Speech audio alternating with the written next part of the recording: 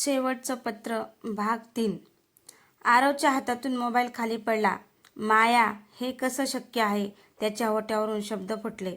सईने त्याच्याकडे पाहिलं. आरव, कोण आहे ही माया? काही क्षण तो शांत राहिला. मग थरथरत्या आवाजात म्हणाला, 10 वर्षापूर्वी माझ्या डोळ्यासमोर तिचा अपघात झाला होता.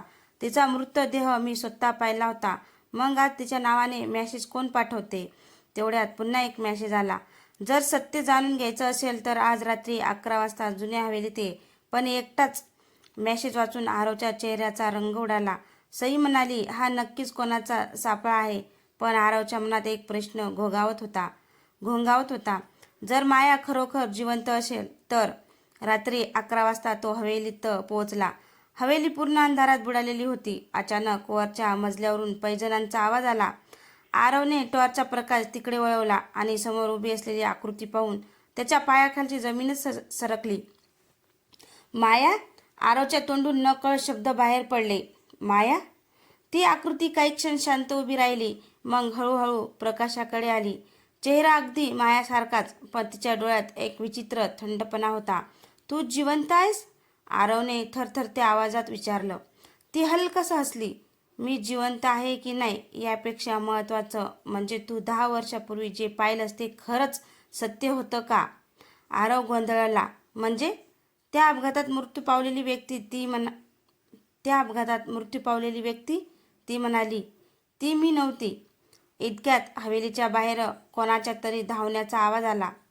सई आणि रुद्र आरवचा पाठलाग करत तिथे पोहोचले होते. त्याचवेळी हवेलीतील सर्व दिवे अचानक बंद झाले. संपूर्ण हवेली काळोखात बुडाली. अंधारात कोणीतरी आरवच्या कानाजवळ कुजबुजलं. खरा शत्रू अजूनही तुझ्याच जवळ आहे.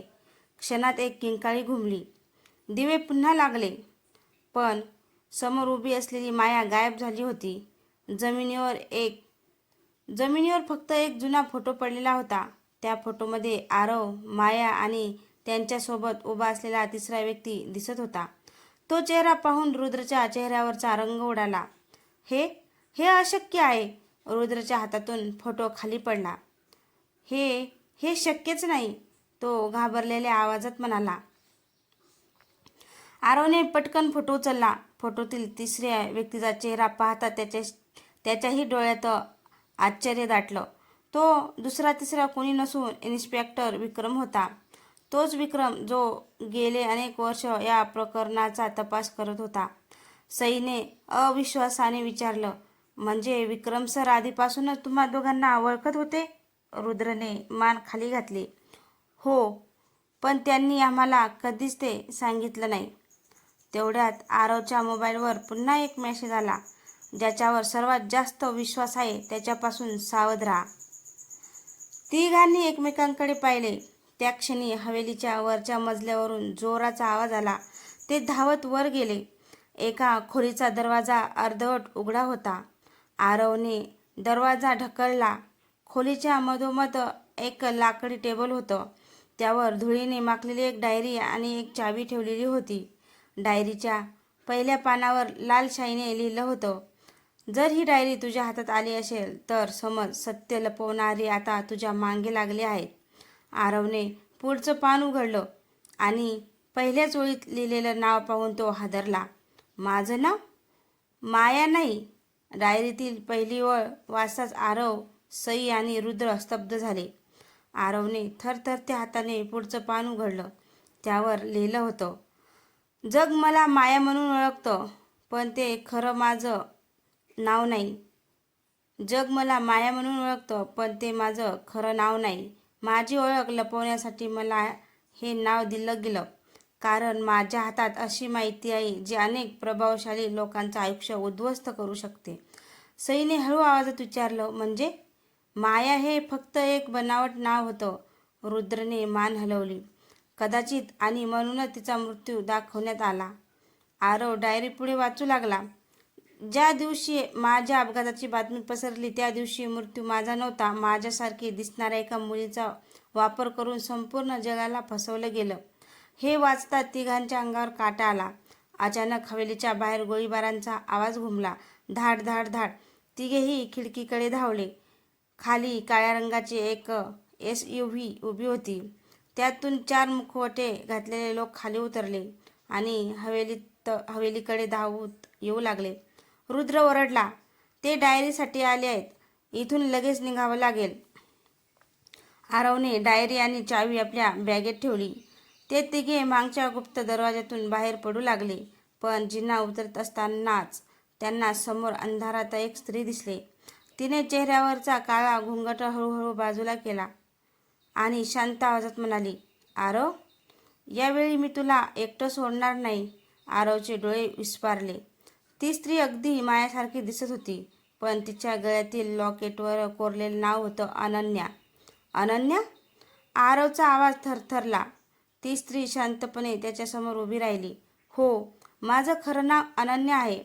माया हे नाव मला जगापासून लपवण्यासाठी दिलं गेलं होतं. सईने लगेच प्रश्न विचारला, मग 10 वर्षापूर्वी नेमकं काय घडलं होतं? अनन्याने खोल श्वास घेतला. त्या रात्री माझा अपघात नव्हता, तो माझा खून करण्याचा प्रयत्न होता. माझ्याकडे एका गुप्त संघटनेचे पुरावे होते. त्या पुराव्यामुळे अनेक मोठ्या लोकांचा पर्दाफाश झाला असता, म्हणून माझा मृत्यू झाल्याचं नाटक रचलं गेलं. आरवला जुन्या आठवणी डोळ्यासमोर तरळू लागल्या. म्हणजे मी ज्या मुलीला मृत्यू समजलो ती माझ्यासारखी दिसणारी दुसरी मुलगी होती. अनन्या हळू आवाजात म्हणाली, आजही त्या निष्पाप मुलीचा मृत्यूचं ओझं माझ्या मनावर आहे. तेवढ्यात हवेलीच्या बाहेर जोरदार स्फोट झाला. धाड! संपूर्ण हवेली हादरली. रुद्र ओरडला, ते लोक आत आले आहेत. अनन्याने आपल्या खिशातून ती चावी घेतली. ही चावी एका गुप्त लॉकरची आहे. त्यात त्या संघटनेचे सर्व पुरावे आहेत. पण एक अट आहे, ती म्हणाली. लॉकर उघडण्यासाठी 3 चाव्या लागतात. एक माझ्याकडे, दुसरी तुझ्याकडे आणि तिसरी. ती बोलत असतानाच मागून एका अनोळखी व्यक्तीने बंदूक तिच्याकडे रोखली. तो हसत म्हणाला, तिसरी चावी माझ्याकडे आहे आणि आता तुमच्यापैकी कोणीही जिवंत बाहेर जाणार नाही. आरवने त्या माणसाचा चेहरा पाहिला आणि तो पूर्णपणे हादरला. तो चेहरा त्याच्या वडिलांसारखाच होता. आरव काही क्षण निशब्द उभा राहिला. बाबा? त्याच्या तोंडून शब्द फुटले. समोरचा माणूस हलकासा हसला. नाही आरव, मी तुझे वडील नाही. सगळे गोंधळले. त्या माणसाने आपल्या खिशातून एक जुनं छायाचित्र काढलं. त्यात 2 अगदी सारखे दिसणारे तरुण उभे होते. हे पहा, आम्ही जुळे भाऊ होतो. तुझे वडील अजय आणि मी विजय. आरवच्या डोळ्यात अविश्वास दाटला. काका? हो, पण माझ्याबद्दल तुला कधी सांगितलं गेलं नाही, कारण मी अनेक वर्षापूर्वी गायब झालो होतो.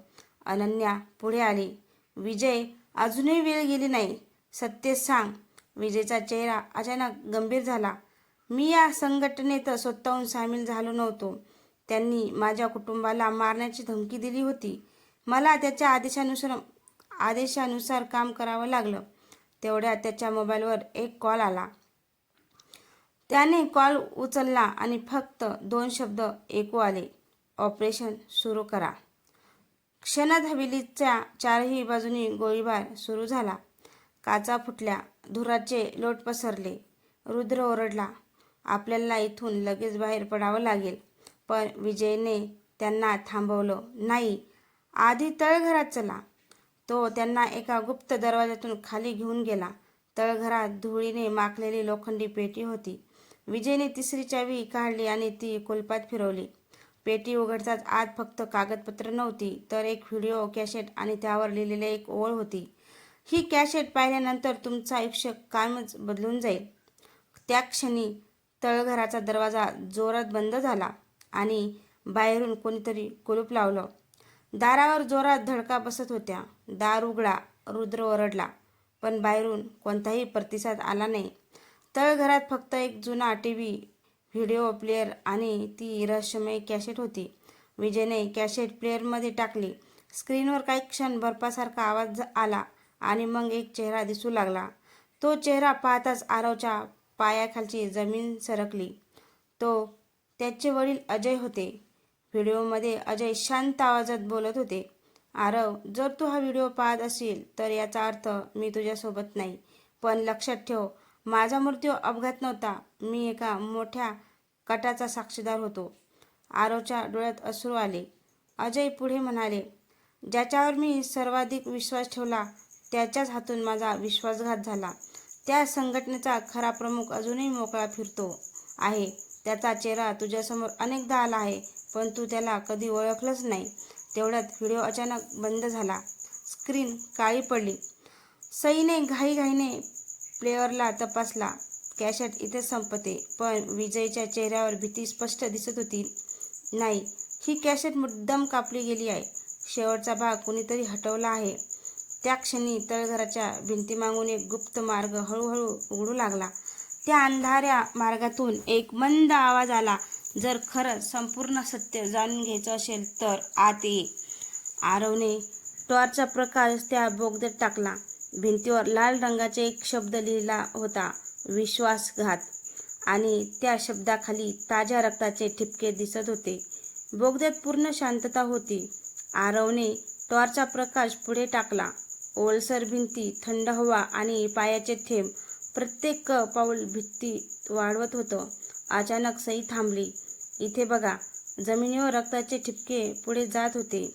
रुद्र सावधपणे पुढे सरकला. काही अंतरावर त्यांना एक माणूस जखमी अवस्थेत पडलेला दिसला. तो विजय होता. विजय? आरव त्याच्याजवळ धावत गेला. विजयने कष्टाने डोळे उघडले. आरव, माझ्याकडे वेळ खूप कमी आहे. त्याने खिशातून एक लहानसा पेनड्राईव्ह काढला. यात त्या संघटनेची पूर्ण माहिती आहे. पण कोणावरही सहज विश्वास ठेवू नकोस. खरा सूत्रधार अजूनही तुझ्यासोबत चालतो आहे. हे बोलताच बोगद्यात गोळीबाराचा आवाज घुमला. धाड! गोळी विजयच्या छातीत लागली. आरव आणि सईने मागे वळून पाहिलं. दूर अंधारात काळा मुखवटा घातलेली एक व्यक्ती बंदूक हातात घेऊन उभी होती. क्षणात तो धुरांचा बॉम्ब ऐकून गायब झाला. धूर निवळल्यानंतर विजयचा हात शांतपणे खाली पडला. त्याच्या हातात एक चिठ्ठी घट्ट पकडलेली होती. आरवने ती उघडली.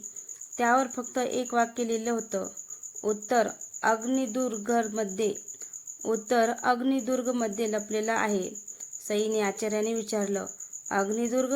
हे ठिकाण आहे की एखादा सांकेतिक शब्द? तेवढ्यात आरवच्या मोबाईलवर एक अनोळखी नंबरवरून व्हिडिओ कॉल आला.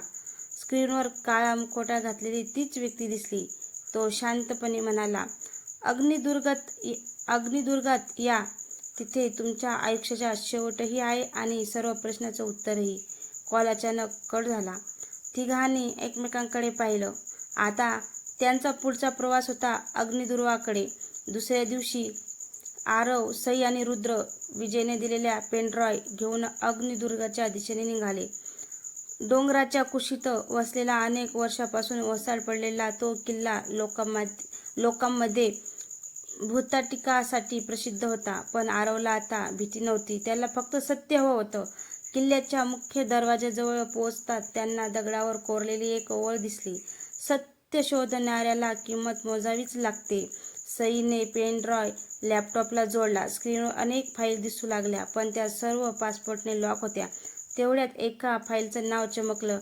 ती उघडण्याचा प्रयत्न करता स्क्रीनवर एक संदेश दिसला. पासवर्ड त्या व्यक्तीचं खरं नाव आहे, जिला जग माया म्हणून ओळखतं. आरवने अनन्याकडे पाहिलं. तुझं पूर्ण नाव काय आहे? अनन्या काही क्षण शांत राहिली. मग ती म्हणाली, माझं पूर्ण नाव अनन्या देशमुख. आरवने पासवर्ड टाईप केला. क्षणभर स्क्रीन काळी झाली आणि फाईल उघडली. त्यात एकच व्हिडिओ होता. व्हिडिओ सुरू होताच काळा मुखवटा घातलेली व्यक्ती दिसली. त्याने हळूहळू आपला मुखवटा काढला. आरव, सई, रुद्र आणि अनन्या चौघे स्तब्ध झाले. तो चेहरा त्यांनी कधीच अपेक्षित केला नव्हता. तो होता इन्स्पेक्टर विक्रम. पण व्हिडिओ लगेच संपला नाही. विक्रम कॅमेऱ्याकडे पाहून हसला आणि म्हणाला, जर तुम्ही हा व्हिडिओ पाहत असाल तर समजा तुम्ही माझ्या खेळाच्या शेवटच्या टप्प्यात प्रवेश केला आहे. त्या क्षणी किल्ल्याच्या मुख्य दरवाजाचा मोठा आवाज झाला. धडम. बाहेरून कोणीतरी दरवाजा बंद केला होता आणि संपूर्ण अग्निदुर्गात सायरन वाजू लागले. तर मित्रांनो, शेवटचं पत्र भाग 3 हा तुम्हाला कसा वाटला कमेंटमध्ये नक्की सांगा. आणि हो, आपल्या चॅनलवर कोणी नवीन असेल तर चॅनलला सबस्क्राईब करा, जेणेकरून माझी येणारी प्रत्येक कथा तुमच्यापर्यंत पोहोचू शकेल. धन्यवाद.